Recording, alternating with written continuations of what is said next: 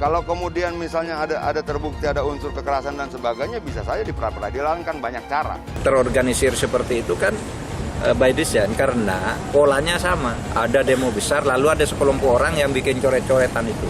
Bikin coret-coretan, membakar, melempar gitu.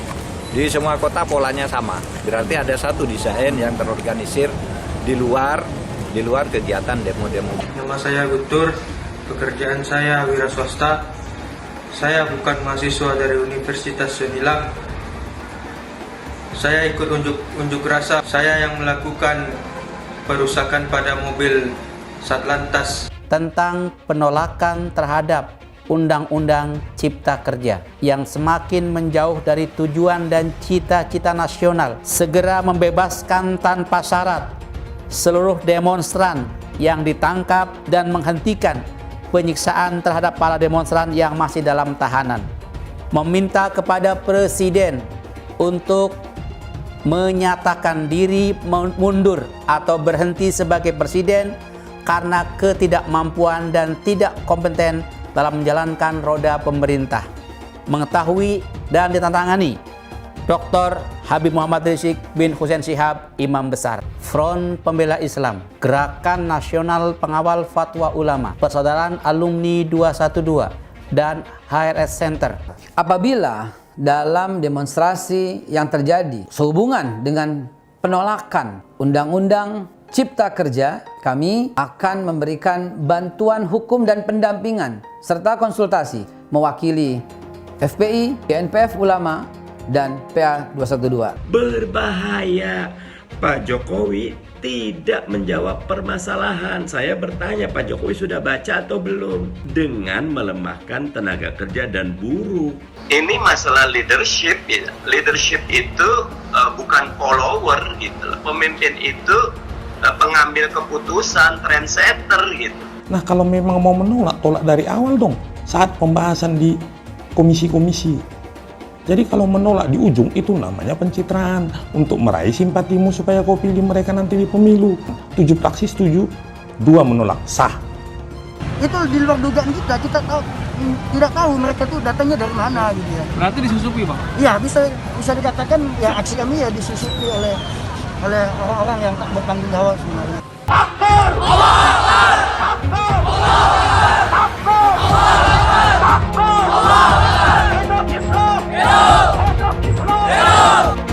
Organisasi bajingan.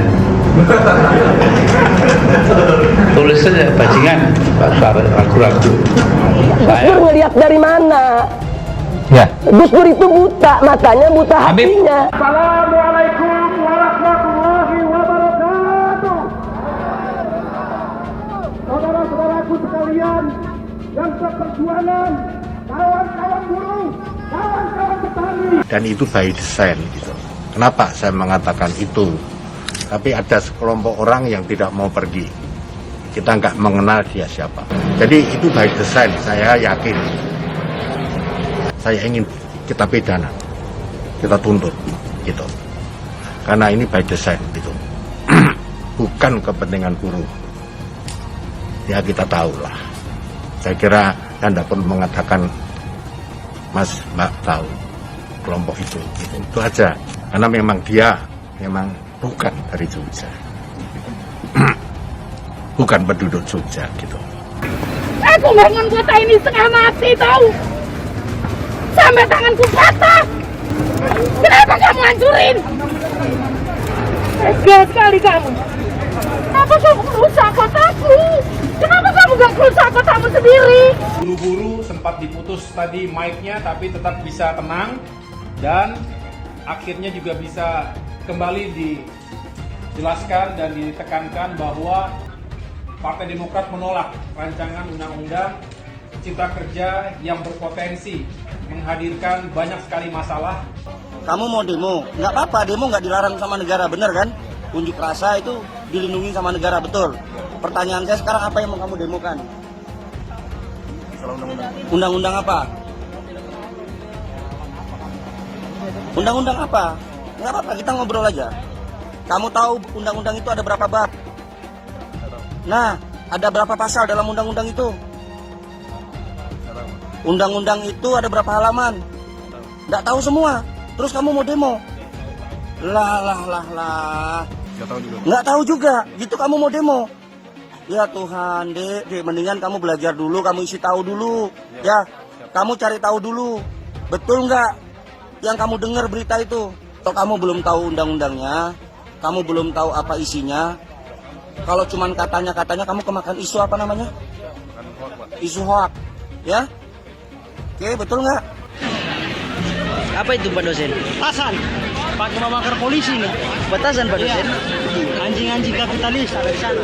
Ya, kan serentak. Tandai muka gua.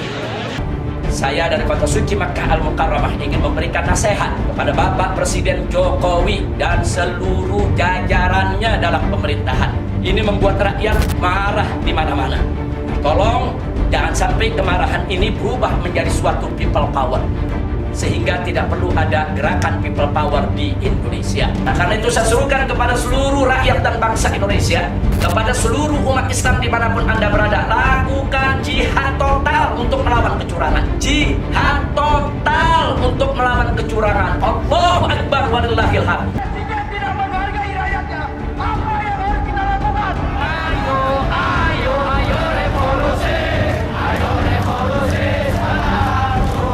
Saya melihat adanya unjuk rasa penolakan Undang-Undang Cipta Kerja yang pada dasarnya dilatar belakangi oleh disinformasi mengenai substansi dari undang-undang ini dan hoax di media sosial.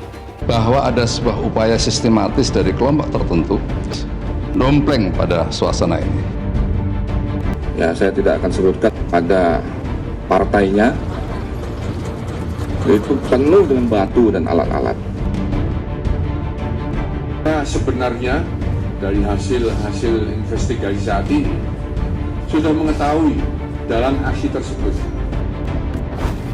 Saya juga tidak memberikan toleransi kepada siapapun juga yang akan mengganggu keamanan, yang akan mengganggu proses-proses demokrasi, dan yang mengganggu persatuan negara yang amat kita cintai ini. Penjajahan ekonomi asing makin sempurna. Setelah Undang-Undang Omnibus disahkan, saya dapat menyimpulkan bahwa cengkeraman ekonomi asing di negara kita makin kokoh, dan di masa-masa mendatang, baik rezim dan rakyat, kita semua akan jadi bangsa kacung. Saya berharap rezim Jokowi jangan sampai seperti yang disindir Al-Quran. Pak Jokowi cabut segera undang-undang yang berbahaya itu. Yang kami nggak setuju mengurangi perlindungan terhadap hak-hak buruh yang paling dasar. Suasana kebatinan semua buruh itu dikhianati oleh DPR. Dengan segala hormat, kami menyampaikan pada DPR RI, mudah-mudahan DPR RI bisa menyampaikan pada pemerintah, dan pemerintah memahami. Kami Serikat Pekerja Serikat Buruh setuju RUU Cipta Kerja, kami mengapresiasi. Bagi kami, DPR sudah bekerja, menampung aspirasi rakyat. Ya, maka kami, fraksi Demokrat menyatakan walk out. Rancangan Undang-Undang Cipta Kerja. Kami mengamati ada banyak hal yang luar biasa, anggap sebagai bentuk kesungguhan pemerintah. Mewakili Partai Demokrat mendukung sepenuhnya. Setiap warga negara memiliki hak untuk menyampaikan pendapatnya. Betul, Pak. Bahwa apa yang menjadi aspirasi tadi, apa yang tadi diungkapkan, besok kita akan sampaikan dan kita akan teruskan seluruh aspirasi itu. Terima kasih Pak. Pemerintah akan bersikap tegas dan melakukan proses hukum terhadap semua pelaku dan aktor yang menunggangi. Sebetulnya pemerintah tahu siapa mereka yang menggerakkan demo itu. Jadi kita tahu siapa yang menggerakkan, kita tahu siapa sponsornya, tahu siapa yang membiayainya. Tokoh-tokoh intelektual ini mereka adalah di balik layar. Pemerintah kita begitu tergesa-gesa, begitu ugal-ugalan melahirkan satu regulasi, yaitu regulasi RUU Cipta Kerja, membuat rakyat hari ini dalam bahaya gitu ya. Ini pemerintah pura-pura dalam perahu, pura-pura tidak tahu bahwa pengesahan Undang-Undang Cipta Kerja ini menjebak buruh dan mahasiswa turun ke jalan. Yang ngajak siapa? Nggak ada yang ngajak, Pak. Oh, tadi demo apa? Demo apa ya, lupa. Oh, lupa? Apa? Pokoknya tentang RUU lah, Pak. Oh, tentang RUU. Kamu ngerti yang di demo apa gitu? Nggak tahu. Oh, nggak tahu. Menolak Omnibus Law. Kok katanya sih? Iya. Apa yang memberatkan tuh apa?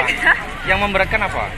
Nggak tahu. Katanya misalkan rakyat Buruh gitu ya. Iya. Tapi tetap lebih mendukung ke korporat gitu. Pasal yang lebih memberatkan apa sih? Yang merugikan buruh apa? Saya nggak tahu juga sih. Nggak tahu juga. Apa yang dianggap merugikan buruh sehingga aksi protes dilakukan? Yang pertama soal ada dalam beberapa klaster soal cipta lapangan kerja itu soal, adapun soal pengaturan jam kerja sama apa lagi? Karena ini adalah kota kita. Karena ini adalah kota kita. Jangan sampai kota kita disusupi oleh orang yang tidak bertanggung jawab untuk membuat kota kita menjadi rusuh. Untuk membuat kota kita menjadi rusak. Dalam situasi seperti ini, jangan ada yang berpolemik. Jangan ada yang membuat kegaduhan-kegaduhan.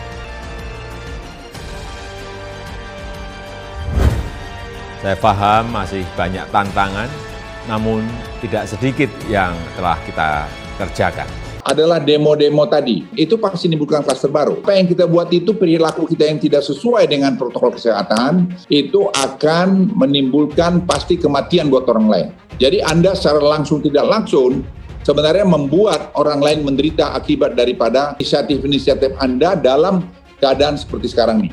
Ya Presiden kurang apa ketemu juga sama pimpinan buruh itu? Apakah pemimpinnya itu bertanggung jawab kalau buruh itu nanti tidak kerja gara-gara perusahaannya bangkrut? Tanya dirimu yang hatimu yang paling dalam. Anda bertanggung jawab juga terjadi klaster-klaster baru dari COVID-19. Kalau itu nanti menimbulkan orang lain meninggal, padahal Anda menikmatin rumahmu hebat, kau dapat hidup hebat. Kan nggak adil juga. Jadi saya pikir dua hal ini saya himbau kepada tadi ketua buruh tadi. Pikir jernih. Itu saya titip tadi, saya ingin jamin sama Anda tidak akan pernah pemerintah memberikan kebijakan atau aturan yang akan mensengsarakan rakyatnya. Tidak. Apalagi Pak Jokowi. Tidak. Saya tahu persis. Akan melakukan mogok nasional. Sebagaimana yang telah kami sampaikan, insya Allah dengan izin Allah dan dengan niat yang tulus, yaitu dalam bentuk unjuk rasa serempak. Lebih 5 tahun untuk melakukan perubahan, perbaikan. Tapi kenyataannya kan gagal.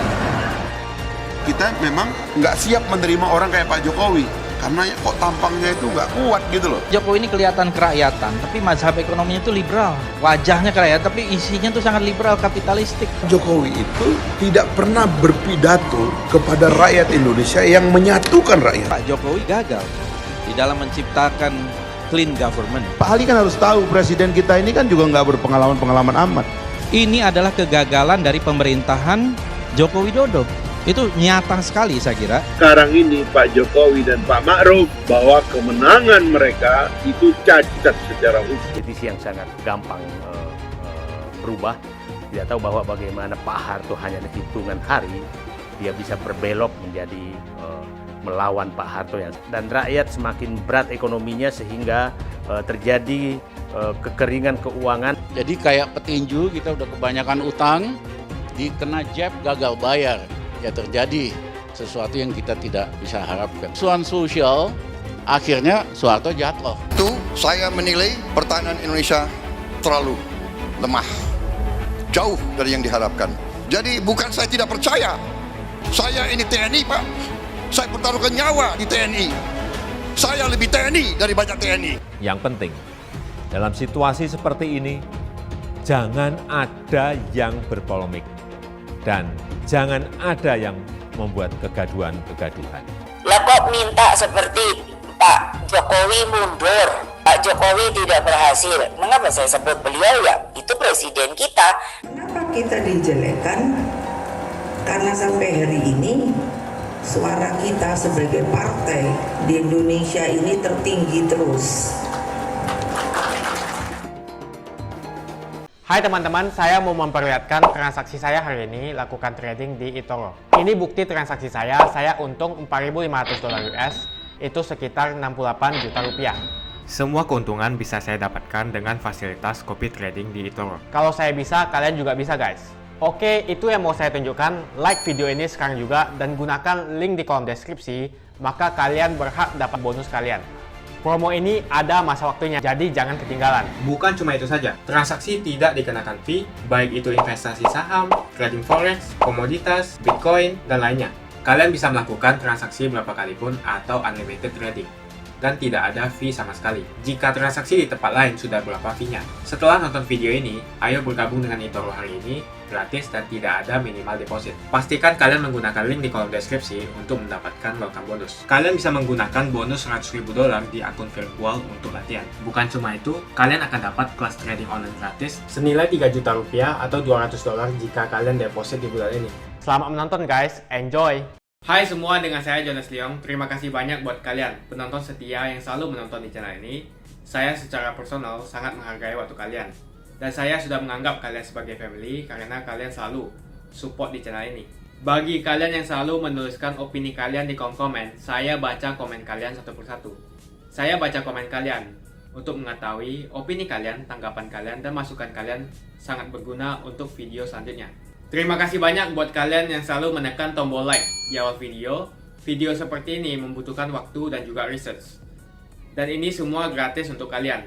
Jadi pastikan kalian menekan tombol like-nya, supaya saya mengetahui kalian menyukai konten yang saya bagikan. Front Pembela Islam. Siapa tidak kenal dengan ormas yang satu ini? Mendengar kata Front Pembela Islam atau FPI, kita akan berpikir tentang sekelompok orang berbaju putih dan demo di jalanan. Akhir-akhir ini, FPI menjadi perbincangan publik.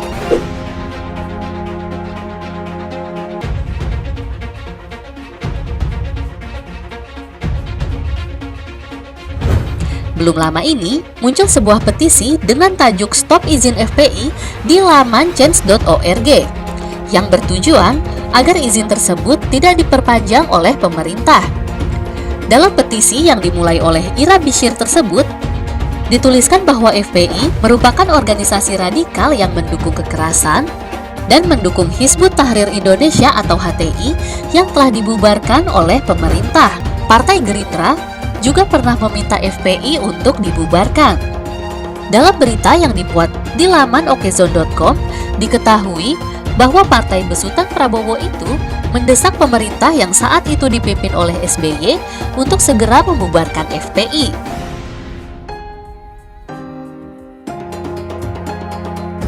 Ever engaged the Islamic Defenders Fund. The FBI, the Islamic Defenders Fund, is not part of our coalition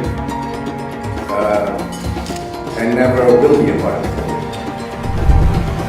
Menyusul bentrokan yang terjadi antara Laskar FPI dengan warga Kendal, Jawa Tengah pada bulan Juli 2013. Bahkan Edi Prabowo yang saat itu menjadi Waketum Gerindra menyebut aksi FPI sudah keterlaluan, brutal, dan tidak manusiawi. Tidak hanya Gerindra, Ratna Sarumpait juga pernah mewacanakan pembubaran FPI. Ex-jubir BPN Prabowo Sandi tersebut saat itu sangat gigih mengupayakan pembubaran FPI. Ratna pun pernah membuat petisi yang sama di change.org yang dialamatkan kepada Presiden SBY. Ya, saya datang kemari karena mendapatkan beberapa pengaduan, laporan, informasi segala macam terkait dengan peristiwa penangkapan dan bla bla bla.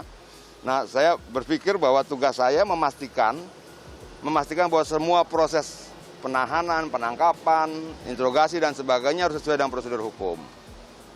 Saya juga harus pastikan bahwa semua yang kemudian diproses harus didampingi oleh kuasa hukumnya. Lalu karena ini situasi Covid, saya harus pastikan juga di dalam situ apakah semua dirapit atau tidak. Jadi saya ikut melihat proses rapidnya satu persatu segala macam untuk memastikan jangan sampai ada satu orang yang kena Covid lalu semua yang ketangkap tertular. Kan itu seperti itu menjadi penting ya saat ini. Ya kira-kira seperti itulah. Belum ketemu semua ya, tapi tadi kita ngobrol dengan beberapa orang. Sampai sejauh ini semuanya menurut saya masih sesuai dengan prosedur ya.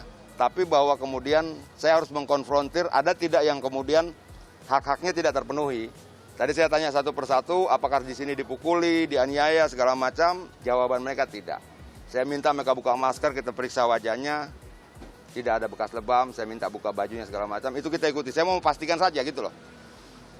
Terlepas dari perbedaan pandangan kita soal undang-undang Omnibus Law, menurut saya ada hal lain juga yang terkait dengan hak-hak warga negara yang harus kita pastikan terjamin nih.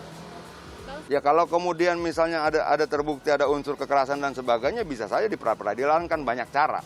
Itu, tapi menurut saya itu proses nanti ya. Tergantung teman-teman yang merasa apakah harus dilanjutkan penyidikan dan sebagainya. Tapi maksudnya kapasitas kedatangan saya cuma untuk memastikan saja agar semua berjalan sesuai dengan prosedur. Saya kira kurang elok kalau terburu-buru pihak penguasa menuduh bahwa ini ada yang dalangnya, ada sponsor dan sebagainya.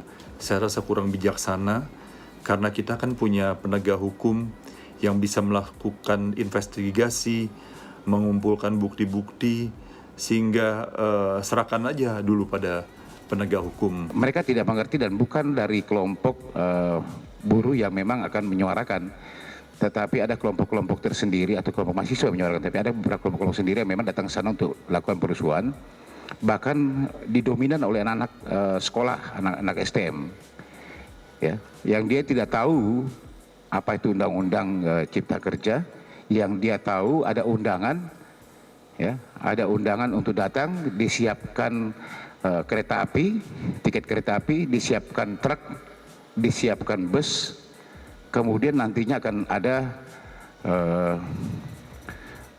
uang makan untuk pada mereka semuanya. Jogja itu biasanya demonya tenang ya, tidak sampai bakar-bakaran. Itu demo sudah biasa, tapi bakar-bakaran itu kayaknya fenomena baru.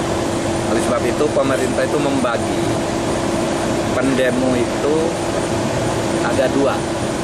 Satu yang demo karena aspirasi itu tidak apa-apa. Demo karena aspirasi sebanyak-banyaknya tidak apa-apa, asal tertib. Tapi ada perusuh.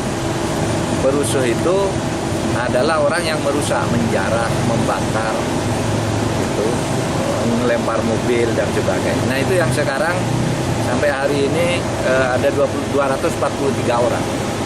Saya tidak tidak menolak keinginan agar orang demo itu sebagai hak demokrasi dihargai.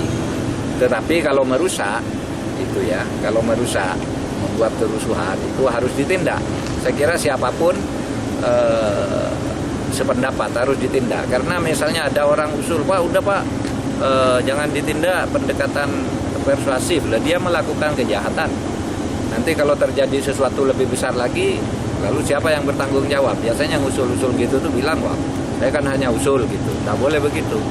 Kalau hukum, tegakkan hukum. Kalau mau demonstrasi, demon saja, nggak larang. Kan sudah ada aturan, sudah ada pengamanan, itu boleh. Ada jam-jam tertentu, ada cara tertentu, itu boleh ya.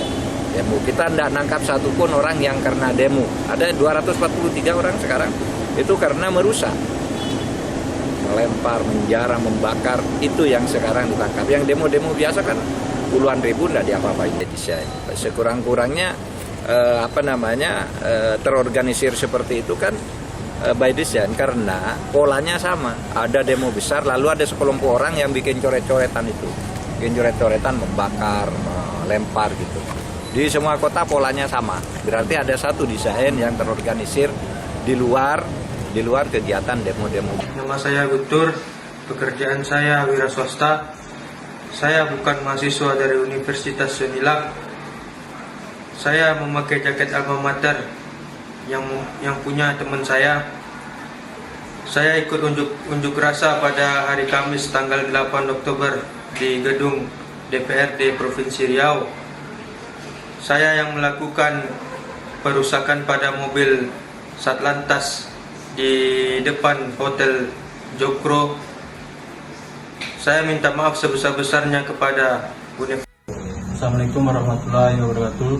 Saya Manasa Putra. Saya meminta maaf atas kejadian itu, terutama kepada kepolisian. Kedepannya saya akan lebih bijak untuk menggunakan sosial media. Sekali lagi saya minta maaf. Assalamualaikum warahmatullahi wabarakatuh. Dia polisi PKIKB anjing. Nah, terus silakan banget aing. Oke. Terus cirian. Datang cirian mengat aing. Maksudnya yang gitu.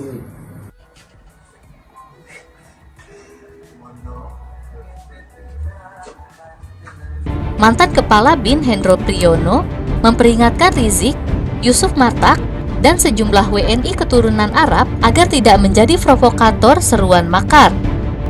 Sehingga, dia merasa perlu memberi peringatan untuk tidak memprovokasi revolusi sampai turun ke jalan, mengeluarkan pernyataan-pernyataan yang memprovokasi masyarakat melakukan gerakan politik turun ke jalanan yang bersifat inkonstitusional. Tapi saat ini merupakan saat yang sangat tepat. Kalau kita dicurangi, maka people power adalah solusinya. Masyarakat keturunan Arab warga negara Indonesia jangan memprovok untuk melakukan politik jalanan, ngajak pawai, apapun namanya. Kami sangat menyayangkan, karena itu bukan harapan kami sebenarnya, bukan harapan mahasiswa.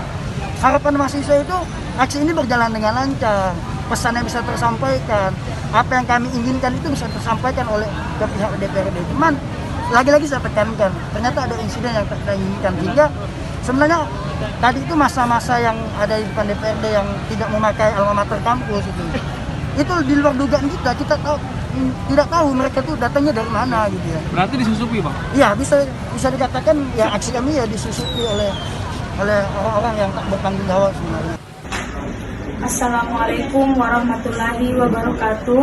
Saya Andi Salwa Awalia memohon maaf yang sebesar-besarnya kepada seluruh masyarakat dan institusi kepolisian Republik Indonesia atas perbuatan saya yang telah membuat kegaduhan serta memposting video pada tanggal 7 Oktober 2020 di Instagram saya yang menghina anggota Polri, dan saya menyesal atas perbuatan saya, dan pernyataan ini saya buat tanpa ada paksaan dari pihak manapun, dan jika sampai saya mengulangi perbuatan saya tersebut, saya siap menerima resiko apapun dan saya siap diproses sesuai dengan hukum yang berlaku. Sekian, wassalamualaikum warahmatullahi wabarakatuh. Kalau saya menyesali ya kejadian anarki ya, dan itu by design gitu. Kenapa saya mengatakan itu? Karena yang dari mahasiswa, pelajar sama buruh sudah selesai di DPR.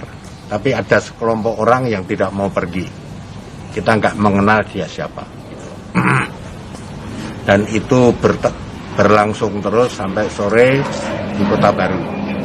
Ya, sehingga untuk keluar dari Malioboro dan Kota Baru, penduduk setempat keluar. Ya, jadi itu by design, saya yakin. Ya, sehingga sebelum keluar dari Kota Baru pun menghancurkan fasilitas publik. Saya ingin kita pidana, kita tuntut, gitu. Karena ini by design, gitu. Bukan kepentingan buruh. Ya kita tahu lah. Saya kira Anda pun mengatakan, Mas, Mbak tahu kelompok itu, gitu. Itu aja. Gitu. Ya kan, supaya tidak main-main, gitu. Karena dia juga maunya main-main, gitu. Semua dengan kekerasan dimanapun, di provinsi manapun itu dilakukan. Kita tahulah kelompok mana itu.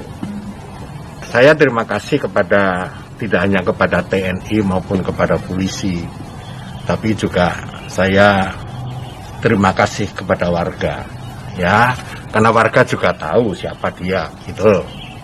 Jadi warga ini keluar baik di Malioboro maupun dari sekitar kawasan Kota Baru sama Ciditiro ya. Dan kita juga menyaksikan bagaimana mereka warga ini bawa tongkat-tongkat bambu untuk berkelahi dengan mereka gitu. Ya mungkin hanya dengan cara seperti itu bisa punya keberanian untuk melawan kepentingan-kepentingan yang anarkis gitu. Karena itu bukan karakter kita untuk merusak kotanya sendiri gitu. Karena memang dia bukan dari Jogja, bukan penduduk Jogja gitu. Jadi saya bersedia gitu, lawan saja mereka, gitu. Tapi harus pengetahuan aparat, tidak boleh bekerja sendiri. Gitu. Apa itu Pak dosen? Petasan. Pakai membakar polisi nih. Petasan Pak dosen. Anjing-anjing kapitalis ada di sana. Ya, kan serem. Tandai muka gua. Foto bawa apa? Iya, bawa apa? Ini petasan. Iya, bawa apa? Ulangi kayak rekamanmu itu. Apa? Ayo, ini petasan. Halo. Apa kau bilang tadi? Bicara saja, enggak apa-apa. Hanya sebenarnya hanya peraga saya dipanggil. Iya, apa? Bahasamu tadi, bahasamu. Hanya mau diulangi. Hanya mau diulangi. Ulangi dulu. Saya kasih dengan ulang. Ulangi bahasanya. Bisa bahasa saya yang salah, Pak. Iya, saya kasih dengan ulang. Tidak usah apa-apa. Iya, itulah ulangi. Maksudnya ulangi. Pak? Fahrul. Umurmu berapa? 19. 19. Kamu tinggal di mana? Berjo. Kerjaanmu hari-hari apa? Buru bangunan. Buru bangunan. Niatmu tadi ngumpul sama mereka ini mau ngapain? Mau demo. Kamu tahu demo mau ada demo tuh dari mana? Dari Instagram. Instagram, status. Ya. Dari siapa? Atas nama akun siapa?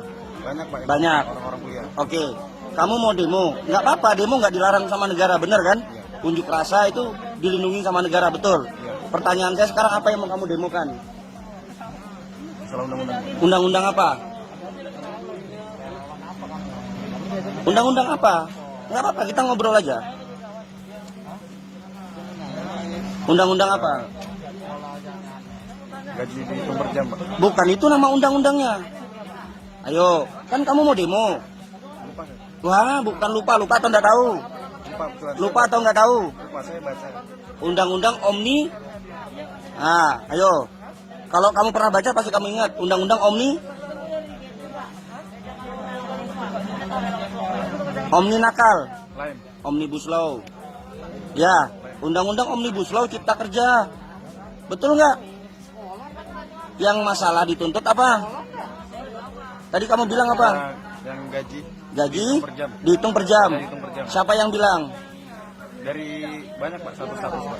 Banyak status. Ya. Sudah baca undang-undangnya belum? Sudah, tapi lupa saya itu membaca satu kali aja. Alah. Kamu tahu di pasal berapa? Nggak tahu, Pak. Kamu tahu undang-undang itu ada berapa bab? Nggak tahu. Nah, ada berapa pasal dalam undang-undang itu? Nggak tahu, Pak. Undang-undang itu ada berapa halaman? Nggak tahu. Nggak tahu semua. Terus kamu mau demo? Lah. Undang-undang itu ada 15 bab. 175 pasal. 900 lebih halaman. Tentang ketenaga kerjaan ada di bab keberapa? Nggak tahu juga. Gitu kamu mau demo? Ya Tuhan, Dek, mendingan kamu belajar dulu, kamu isi tahu dulu. Ya, kamu cari tahu dulu. Betul nggak yang kamu dengar berita itu? Tentang ketenaga kerjaan ada di bab keempat. Bohong kalau yang namanya kamu dibayar, dihitung, apa tadi kamu bilang? Dihitung per jam. Gaji, betul, upah ada dihitung per jam dan ada dihitung per kualitas. Jadi, kamu bisa ada dua pilihan. Dihitung per jam itu bisa, dihitung per kualitas bisa. Sebanyak apa kualitas kamu kerja? Kamu tidak sedang hidup di zaman Firaun. Kamu tidak sedang hidup di zamannya Jepang. Ya, pemerintah tidak akan mungkin menjadikan kamu itu budak. Atau kamu belum tahu undang-undangnya, kamu belum tahu apa isinya. Kalau cuman katanya kamu kemakan isu apa namanya? Isu hoak, ya? Oke, betul nggak? Akan kedaulatan rakyat. Siapapun yang menghadapi ke rakyat, insya Allah kita gilas bersama-sama. Allahu Akbar. Allahu Akbar. Akibat kerusuhan ini, beberapa orang yang diduga sebagai provokator pun ditangkap. Kerusuhan juga menyebabkan pada pengerusakan fasilitas umum.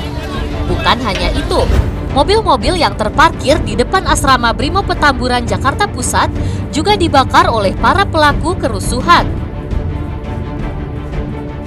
Dalam keterangannya, Kadif Humas Polri Irjen M. Iqbal mengatakan jika kericuhan yang terjadi dipicu oleh masa bayaran karena ditemukannya amplop berisi uang sebanyak 6 juta rupiah. Setelah kami geledah masa-masa tersebut, masih menyimpan berbagai amplop dan uangnya masih ada, sedang kami sita dan saat ini Polda Metro Jaya sedang mendalami hal tersebut. Selain amplop berisi uang, pasukan gabungan TNI dan Polri juga menemukan milik salah satu partai politik yang berisi batu dan diduga akan digunakan untuk menyuplai perlengkapan kepada pelaku kerusuhan. Polisi tengah menyelidiki dugaan adanya persiapan peralatan untuk massa yang ricuh saat aksi. Pihaknya juga menyebut kerusuhan yang terjadi merupakan settingan dari pihak-pihak tertentu, di mana para penyusup itu sudah mempersiapkan diri untuk menciptakan kerusuhan termasuk membawa perlengkapan. Karena kejadian ini, Indonesia kembali menjadi sorotan media asing. Senjata itu akan dipakai dengan tujuan agar seolah-olah dilakukan oleh aparat. Termasuk penembakan terhadap massa, kemudian diciptakan martir, seolah-olah yang melakukannya adalah dari aparat, sehingga timbul kemarahan publik. Kita sebenarnya dari hasil investigasi saat ini sudah mengetahui dalam aksi tersebut. Ya, saya tidak akan sebutkan pada partainya, itu penuh dengan batu dan alat-alat. Dari kami, teman-teman Serikat Pekerja Serikat Buruh yang terdiri dari 32 konfederasi dan federasi Serikat Pekerja Serikat Buruh, 75% anggota Serikat Buruh seluruh Indonesia bergabung di kelompok konfederasi dan federasi ini. Dengan segala hormat, kami menyampaikan pada DPR RI, mudah-mudahan DPR RI bisa menyampaikan pada pemerintah dan pemerintah memahami. Kami Serikat Pekerja Serikat Buruh setuju agar investasi masuk secepatnya, izin dipermudah, hambatan investasi dihilangkan, semua kerja-kerja daripada birokrat dan pemerintah baik daerah maupun pusat mendukung langkah-langkah Presiden Jokowi untuk memudahkan investasi, apalagi pasca COVID-19. RUU Cipta Kerja kami mengapresiasi. Bagi kami DPR sudah bekerja menampung aspirasi rakyat. Baik, Bapak Ibu sekalian, ini akan kita terima setelah pandangan dari pemerintah. Pak Ketua, sebelum pemerintah yang sangat saya banggakan dan hormati, kami dikasih kesempatan. Saya 1 menit. Iya, saya ngatur dalam kesempatan 1 menit. Iya. 1 menit. Silakan kepada pemerintah untuk menyampaikan pandangan. Nanti setelah pemerintah baru. Kalau demikian maka kami fraksi Demokrat menyatakan walk out. Saya ingin menyampaikan yang pertama sekali dukungan dan pernyataan kami terhadap kesungguhan pemerintah untuk memperbaiki khususnya ekosistem investasi, perbaikan birokrasi, meningkatkan pelayanan, penegakan hukum, keadilan, komitmen terhadap lingkungan hidup, dan juga ketahanan bangsa yang kami cermati menjadi spiritualitas utama perancangan Undang-Undang Cipta Kerja. Jadi kami mewakili Partai Demokrat mendukung sepenuhnya upaya. Kami mengamati ada banyak hal yang luar biasa yang kami anggap sebagai bentuk kesungguhan pemerintah. Hai teman-teman, kalian sudah membuka akun untuk melakukan investasi atau trading? Jika belum, membuka rekening di eToro gratis loh. Bahkan cuma butuh 5 menit saja. Cepat dan simple. Dan semua bisa dilakukan secara online. Sampai saat ini ketika kita mau melakukan investasi saham atau trading forex, kita masih menggunakan cara yang kuno. Seperti kita menelpon banker atau broker yang melakukan atau mengeksekusi transaksi kita. Tapi apakah kalian tahu di eToro kita membeli saham atau forex, kita cuma login, lalu memilih apa yang kita mau, lalu masukin angka berapa banyak yang ingin kita beli, lalu tinggal klik. Sesimpel itu. Sampai saat ini kita bingung mau investasi saham luar negeri, trading forex, komoditas, dan cryptocurrency di mana tepatnya. Kita bisa transaksi semua trading ini di eToro. eToro merupakan one-stop shopping. Sampai saat ini kita membayar fee di setiap transaksi kepada banker atau broker. Setiap kita melakukan transaksi jual beli, biasanya kita dipotong fee oleh platform kita. Kalau dalam 1 bulan kalian melakukan transaksi 1 kali, mungkin tidak terasa. Coba kalian melakukan trading sebanyak 100 kali. Sudah berapa fee-nya? Misalnya kalian membeli saham Google dengan fee per transaksi $10. Jika kalian membeli saham Google 10 kali, maka fee transaksi sudah $100. Belum lagi kita akan dikenakan fee ketika kita menjual saham itu. Itulah sebabnya saya memilih eToro, karena tidak ada fee sama sekali. Saya ulangi, di eToro tidak ada fee sama sekali ketika kalian melakukan transaksi. Dan yang kedua, kalian bisa melakukan unlimited trading atau trading sebanyak apapun. Ya, kalian bisa melakukan trading 10 kali, 100 kali, 1000 kali dalam sehari tanpa dikenakan fee. Jadi berapa banyak uang yang kita hemat dari fee saja. Sampai saat ini ketika uang dana kita dikelola oleh manajer keuangan, terkadang kita tidak diberitahu ketika akan melakukan transaksi. Bahkan investasi kita dipotong biaya. Dan kita dibikin bingung karena kurangnya transparansi. Kita juga bingung memilih investasi manajer yang bagus untuk mengelola investasi kita. Alhasil, investasi kita bukannya untung malah rugi. Bahkan yang lebih ekstrim, kita tertipu oleh manajer investasi yang ilegal. Tapi apakah kalian tahu di eToro ada fasilitas yang namanya copy trade, di mana kita bisa menduplikasikan investasi atau trading yang dilakukan oleh trader profesional. Semua data terbuka dan transparan dan kita bisa melihat performance sampai 10 tahun yang lalu. Dengan fasilitas ini, kamu tidak usah lagi menelpon manajer keuangan kamu untuk melakukan trading. Atau pusing investasi kamu merugi dikelola oleh manajer keuangan. Di eToro, kita bisa memilih investor profesional yang sesuai dengan yang kita sukai. Dan di eToro banyak sekali profesional investor yang keuntungannya di atas 50%. Bulan ini saya profit 140%. Jika kalian ingin profit seperti saya, kalian tinggal menggunakan fasilitas copy trade. Jadi ketika saya profit, maka otomatis kalian akan mendapatkan profit. Mau beli saham Google, 1 unitnya mahal. Di eToro, kalian bisa beli di bawah 1 unit atau pecahan unit. Contohnya kita membeli saham Google dengan hanya $50 saja, yaitu 0,02 unit. Di platform lain, kalian diwajibkan untuk membeli minimal 1 unit atau $1.500 untuk saham Google. Dengan $50 atau Rp700.000 saja, kalian sudah bisa memiliki saham Google. Menarik bukan? Saya sudah lama menggunakan eToro dan minggu ini saya profit 140%. Jadi bergabunglah dengan eToro dan mulai profit hari ini. Jadi apa yang kalian tunggu? Mendingan kalian cobain sendiri aja deh. Tutorial bisa kalian cek di kolom deskripsi dan kalian harus menggunakan link di kolom deskripsi untuk mendapatkan welcome bonus. Jika tidak, maka tidak akan mendapatkan bonus. Dan gunakan bonus $100.000 di akun virtual Anda untuk mengenal lebih jauh tentang eToro atau bisa digunakan untuk latihan.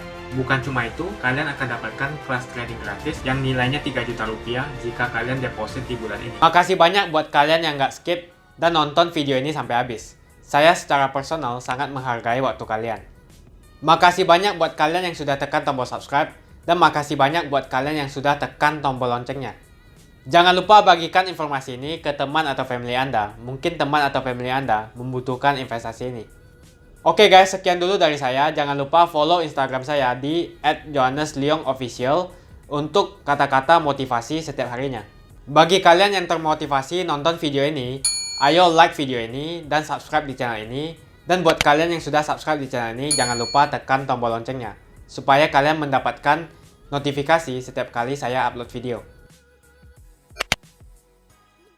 Saya menggunakan eToro untuk melakukan investasi. eToro merupakan broker multi aset di mana Anda dapat berinvestasi pada pasar keuangan global, seperti di saham, komoditas, forex, cryptocurrency, atau di ETF. eToro juga dikenal dengan social trading platform, di mana Anda bisa mengcopy transaksi dari trader profesional, sehingga cocok sekali bagi Anda yang sibuk atau tidak memiliki keahlian untuk trading atau berinvestasi sendiri. Misalnya Dave menggunakan eToro untuk menduplikasi aktivitas trading Steve. Jika Steve untung, maka Dave juga untung. Mau untung seperti Steve? Gunakan copy trade hanya di eToro. Pastikan gunakan link di kolom deskripsi untuk mendapatkan bonus.